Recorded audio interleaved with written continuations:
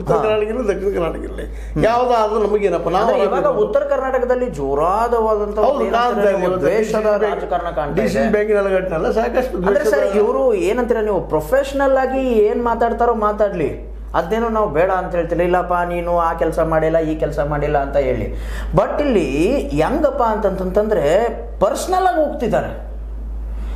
ನೀನು ಅದು ನೀನು ಇದು ನೀನು ಬಂದು ಇಲ್ಲಿ ಕೂಡ್ತೀಯ, ಅಧಿಕಾರ ಸಿಕ್ಕರೆ ಅದು ಇದು ಅಧಿಕಾರಕ್ಕೋಸ್ಕರ ನೀನು ಏನು ಮಾಡ್ತೀಯ ಅಂತ ಒಂದು ಬಣ ಹೇಳಿದ್ರೆ, ಇನ್ನೊಬ್ರು ಹೇಳ್ತಾರೆ ಮಾತಿನ ಒಂದು ಹಿಡಿತ ಇಲ್ಲ ಮನುಷ್ಯನಿಗೆ, ಸಂಸ್ಕಾರ ಇಲ್ಲ, ಮನೆತನದವರೆಗೂ ಹೋಗ್ತಾ ಇದೆ, ಪರ್ಸ್ನಲ್ ಆಗ್ತಾ ಇದ್ದಾರೆ. ಅದು ಸಹಜ ರೀ.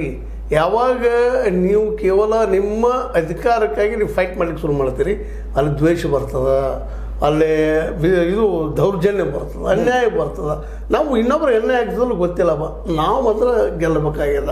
ಯುದ್ಧದಲ್ಲಿ ಮತ್ತು ಇನ್ನೊಂದು ಪ್ರೀತಿಯಲ್ಲಿ ಏನು ಮಾಡಿದ್ರು ಸತ್ಯ ನಡೀತದ ಅನ್ನುವಂಥ ಸರ್ ಹಂಗಿದ್ದಿದ್ರೆ ಅಪ್ಪ ಅಂತಂತಂದ್ರೆ ಓ ಮೈ ಗಾಡ್ ಅಂತ ಹೇಳಿ ಒಂದು ಸಾರಿ ಜಾಲಿ LLB 2 ಅಲ್ಲಿ ಲಾಸ್ಟಿಗೆ ಬಂದ ತಕ್ಷಣ ಅಕ್ಷಯ್ ಕುಮಾರ್ ಅವರು ಒಂದು ಮಾತನ್ನು ಹೇಳ್ತಾರೆ. ಏನಪ್ಪ ಅಂತಂತಂದರೆ ಹಾಗಿದ್ರೆ ಯುದ್ಧದಲ್ಲಿ ಪ್ರೇಮದಲ್ಲಿ ಎಲ್ಲ ಓಕೆ ಅನ್ನೋದು ಹಂಗಾಗಿ ಆಗಿದ್ರೆ ಏನಂತೀರ ನೀವು ಬಾರ್ಡರ್ ಮೇಲೆ ನಮ್ಮ ಇವರು ಏನಂತೀರ ನೀವು ವೀರರ ತಲೆ ಕಡಿಯೋರು ಕೂಡ ಯೋಗ್ಯರೇ, ಆ್ಯಸಿಡ್ ಏನಂತೀರ ನೀವು ಪ್ರೇಮಿಗಳು ಹೆಣ್ಮಕ್ಳ ಮೇಲೆ ಆ್ಯಸಿಡ್ ಹಾಕುವಂತಹ ಇವರೇನಂತೀರ ನೀವು ದುಷ್ಟರು ಕೂಡ ಯೋಗ್ಯರೇ ಅನ್ನುವಂಥ ಮಾತು ಬರುತ್ತೆ ಅಲ್ಲಿ. ಅದೇ ನಾನೇನು ಹೇಳ್ತಿದ್ದೀನಿ, ಎಲ್ಲ ಯೋಗ್ಯ ಅಲ್ಲ. ನಾವು ಏನಪ್ಪ ನಮ್ಮದೇ ಆದಂಥದ್ದು ಒಂದು ಚೌಕಟ್ಟಿರಬೇಕು. ಅದಿತ್ತಪ್ಪ ಅಂತಂದ್ರೆ ಎಲ್ಲ ಓಕೆ ಸರ್. ಅದಾಯ್ತು, ನೀವು ಹೇಳೋದು ಸರಿ ಅದ, ಅದಿಲ್ಲ ಅಂತಲ್ಲ. ಆದರೆ ಒಂದು ಗಾದೆ ಮಾತಿಗೆ ತನ್ನದೇ ಅಂತ ಇತಿಹಾಸ ಇರ್ತದ, ತನ್ನದೇ ಅಂತ ಒಂದು ಮೌಲ್ಯ ಇರ್ತದೆ. ಒಂದು ನಿಮಿಷ ಪೂರ್ತಿ ಕೇಳ್ರಿ. ಅದ ಆ ದಿಶೆಯಲ್ಲಿ ಇಲ್ಲಿ ಏನದಪ್ಪ ಅಂದರೆ ಒಟ್ಟಲ್ಲಿ ಗೆಲ್ಲಬೇಕು ಅನ್ನೋದಷ್ಟೇ ಮೋಟಿವ್ ಅದ ಇವ್ರದ್ದು. ಜನಕ್ಕೆ ಒಳ್ಳೇದು ಮಾಡಬೇಕು, ಕಲ್ಯಾಣ ಮಾಡಬೇಕು ಅಂತಲ್ಲ, ತಾನೇ ಏನಾಗ್ತದೆ ಆಗ್ತದೆ ಕಾಲಕ್ಕೆ ತಕ್ಕಂಗೆ ಅನ್ನುವಂಥ ಮನೋವೃತ್ತಿ ಅದ. ನಾವು ಜನಕ್ಕೆ ಒಳ್ಳೇದು ಮಾಡಬೇಕು, ಒಳ್ಳೆಯ ಜನರಲ್ಲಿ ಆಯ್ಕೆ ಆಗಬೇಕು ಅನ್ನೋದಾಗಿದ್ರೆ ಇವತ್ತು ದುಡ್ಡನ್ನು ಹಿಡ್ಕೊಂಡು ಬಂದಂಥ ರಾಜಕಾರಣ ಅಲ್ಲಿ ಇರ್ತಾ ಇರಲಿಲ್ಲ. ಆ ದುಡ್ಡಿಗಾಗಿ ಇವತ್ತೆಲ್ಲ ವೇಷ ಏನೋ ನಡೀತಾ ಇದ್ದಾವೆ. ಈಗ ಅದಕ್ಕೆ DCC ಬ್ಯಾಂಕ್ನಲ್ಲಿ 8,000 ಕೋಟಿ 9,000 ಕೋಟಿ ಕೂಡಿದ ದುಡ್ಡು, ಆ ದುಡ್ಡು ನಮ್ಮ ಥ್ರೂನ ಹೋಗ್ಬೇಕಪ್ಪ ಅನ್ನುವಂಥ ಮನೋವೃತ್ತಿ ಎಲ್ಲರೂ ಅದ. ಅದಕ್ಕೆ ಕೆಲವರು ತಮ್ಮದೇ ಆದ ವಾದ ಮಾಡ್ತಾರೆ, ನಾವು ಸಜ್ಜನರಿದ್ದೀವಿ ಅಂತ ಹೇಳ್ತಾ ಇದ್ದಾರೆ. ಆದರೆ ಮೋಟಿವ್ ಏನಪ್ಪ ಅಂತಂದ್ರೆ ಇಲ್ಲೇ ಅದು 8,000 ಕೋಟಿ ರೂಪಾಯಿಗಳನ್ನು ಯಾವ ರೀತಿ ಬೆಳೆಸಬೇಕು, ನಮಗೆ ಎಷ್ಟು ಲಾಭ ಮಾಡಬೇಕು ಅನ್ನೋದನ್ನ ಅದು ಹೋಗಪ್ಪ ರೈತರಿಗೆ ಮಾಡಬೇಕು ಅನ್ನುವಂಥದ್ದು ಎಷ್ಟು ಮಟ್ಟಿಗೆ ಅನ್ನೋದು ಇವತ್ತು ಪ್ರಶ್ನೆ ಅನ್ನೋದು. ಆ ದೃಷ್ಟಿಗೂ ನಿಮ್ಗೆ ಹೇಳಿದ್ದಂಥದ್ದು. ಅಂದರೆ ಸರ್ ಇನ್ನೊಂದೇನಪ್ಪ ಅಂತಂದರೆ ಮಾತುಗಳ ಮೇಲಂತೂ ಹಿಡ್ತಾ ಇಲ್ಲ.